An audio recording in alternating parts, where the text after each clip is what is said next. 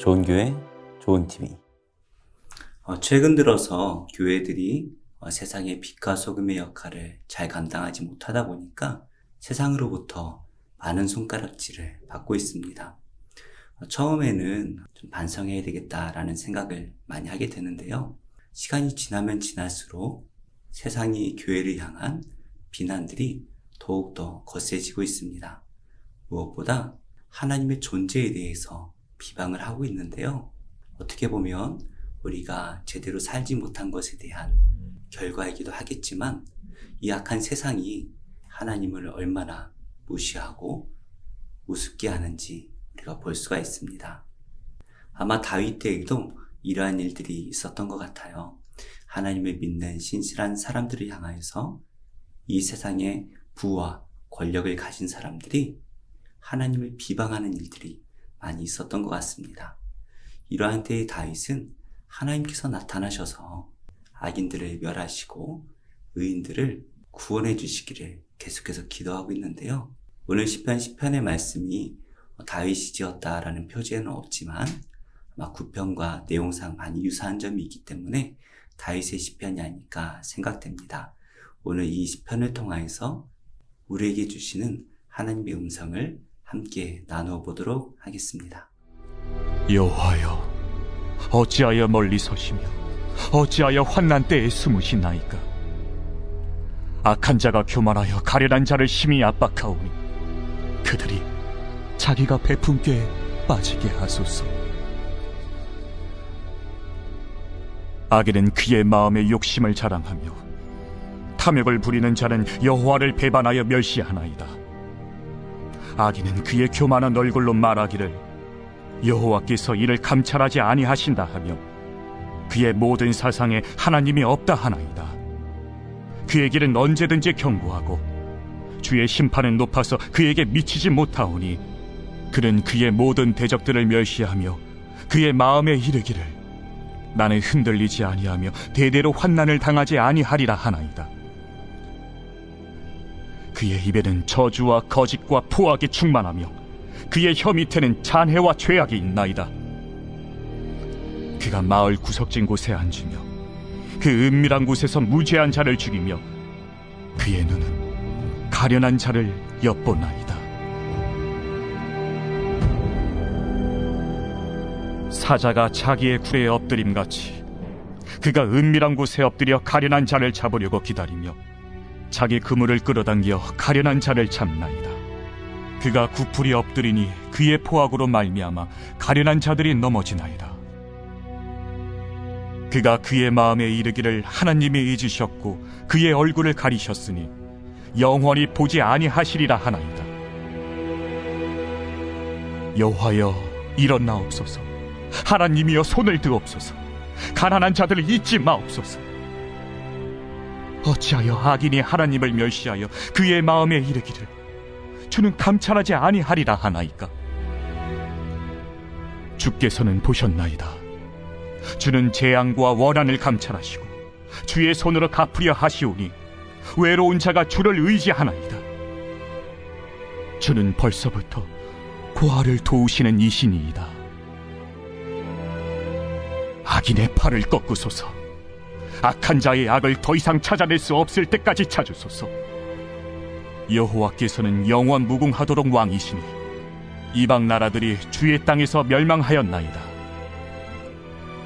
여호와여, 주는 겸손한 자의 소원을 들으셨사오니 그들의 마음을 준비하시며 귀를 기울여 들으시고 고아와 압제당하는 자를 위하여 심판하사 세상에 속한 자가 다시는 위협하지 못하게 하시리이다. 오늘의 시편 저자는 먼저 1절과 2절의 말씀에서 하나님께 탄식하며 기도로 시작을 합니다.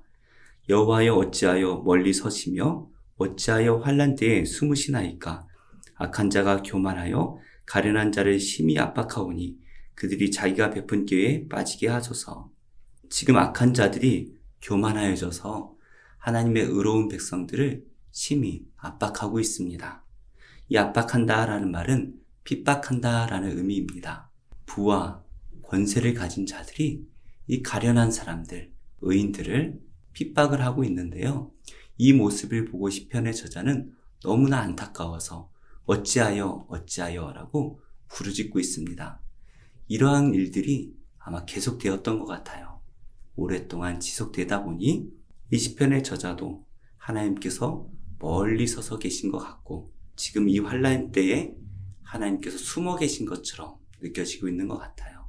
그래서 빨리 하나님께서 나타나셔서 이 악한 자들을 멸하시고 의로운 자들을 다시 세워주시기를 간절히 기도하고 있죠.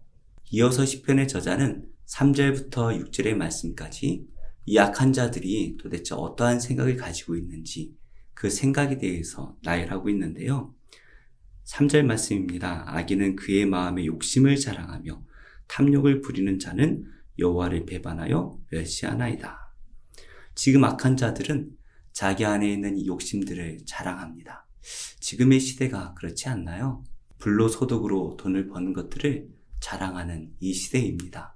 탐욕을 부리고 있는 이 악한 시대에 의롭게 살아가려고 하는 하나님의 의로운 자녀들을 무시하고 있죠. 그들에게 선하게 살라는 이 하나님의 말씀은 전혀 들리지 않을 것입니다. 오히려 그 하나님의 말씀을 의도적으로 비난하고 비아냥거리고 있지요. 그래서 이 악한 자들은 그 교만한 얼굴로 하나님 앞에 이렇게 말하죠. 여호와께서 이를 감찰하지 아니하신다. 이어서 그 모든 사상에는 하나님이 없다라고까지 말합니다.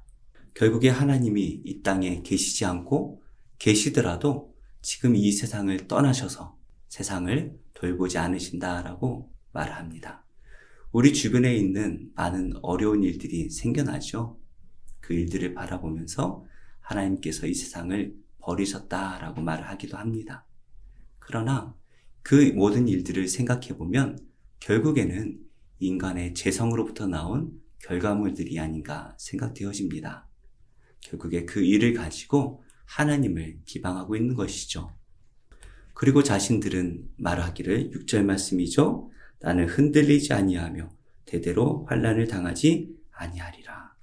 내가 아무리 악한 일을 이렇게 행한다 할지라도 하나님을 섬기지 않고 돈을 사랑하며 살아간다 할지라도 하나님께서 나를 어떻게 하실 수 없다라고 비아냥거리고 있습니다.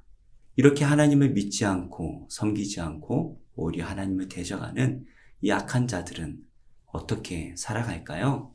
오늘 시편의 저자는 7절부터 10절의 말씀까지 이 악한 자들이 어떻게 살아가고 있는지 그들의 삶에 대해서 나열하고 있는데요.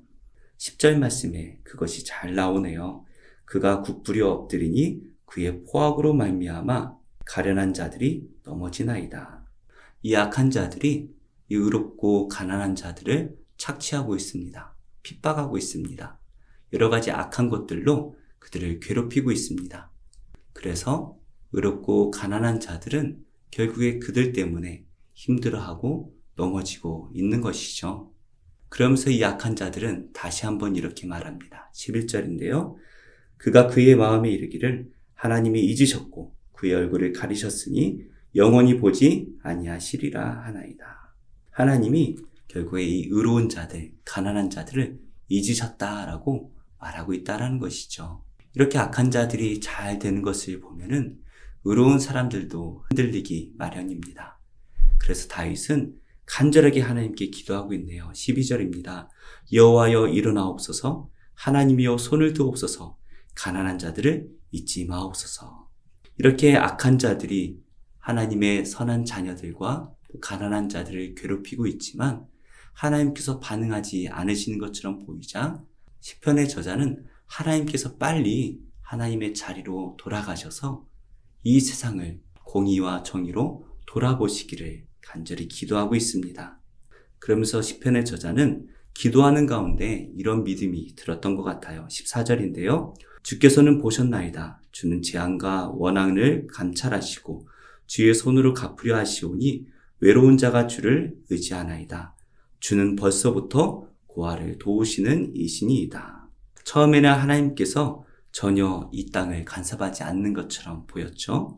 그래서 하나님께서는 왜 멀리 서시고 왜 숨으셨습니까? 라고 기도하기 시작했던 이 시편의 저자는 결국에 하나님께서는 이 모든 것들을 보고 계셨고 벌써부터 하나님을 의지하는 이 어렵고 가난한 자들을 돕고 계셨다라고 고백하고 있습니다. 그래서 더 나아가서 이 약한 자들을 멸해 주시기를 간절히 기도하고 있습니다.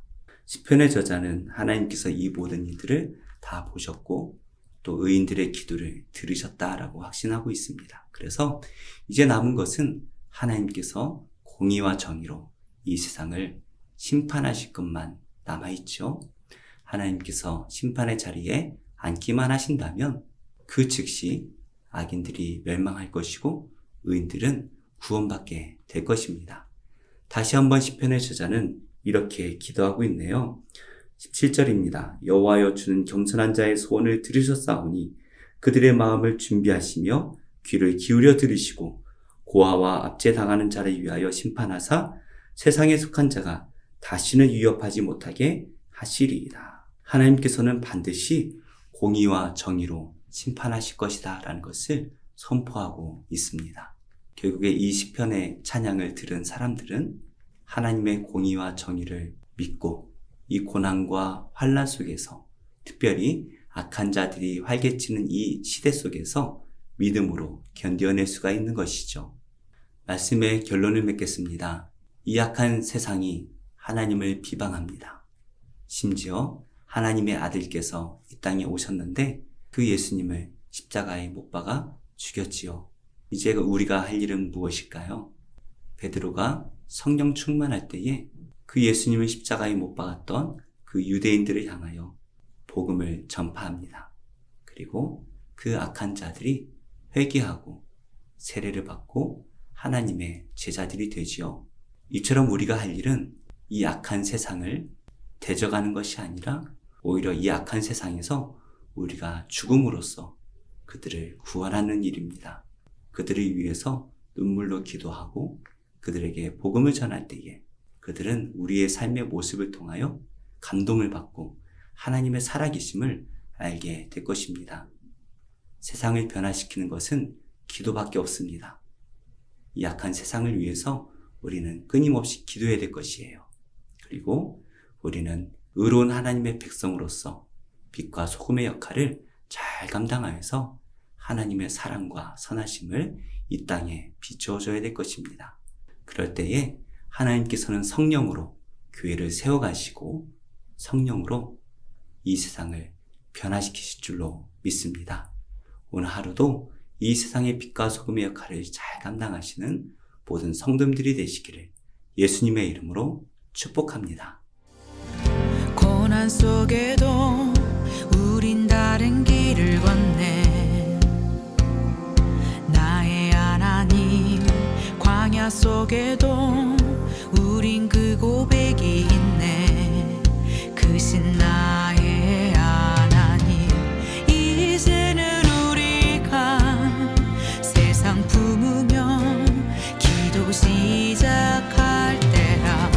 우리는 전하리 세상 향하여 그 이름 주 예수 요동하지 않고 우리는 의연히 서리. 주님만 바라네 예수를 품고서 세상의 빛으로 살리. 주 함께 하시네 고난을 헤치고 우리는 힘껏 나가리. 주 인도하시네 그 역사하심은 결단코 끊어지지 않네. 주 이름 찬양해.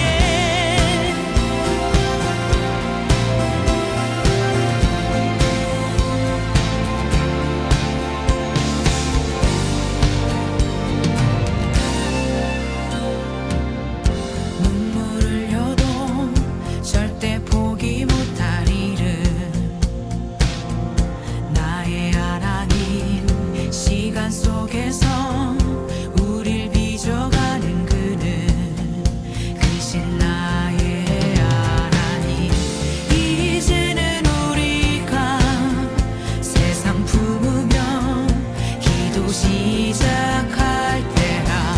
우리는 전하